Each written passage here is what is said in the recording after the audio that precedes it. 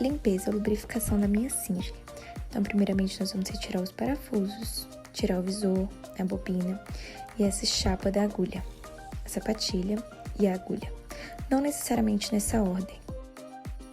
Após fazer isso, vou folgar esses 2 parafusos, não retirando eles, mas folgando apenas para que essa caixa da bobina saia.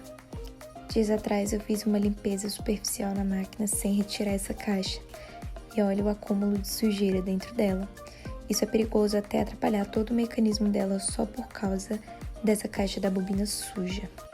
Após fazer toda a limpeza de poeira e fiapos, a gente pinga um pouquinho de óleo, mexendo o volante para que esse óleo se espalhe. Então a gente coloca tudo novamente no lugar, parafusando, e assim ela vai durar por muito mais tempo.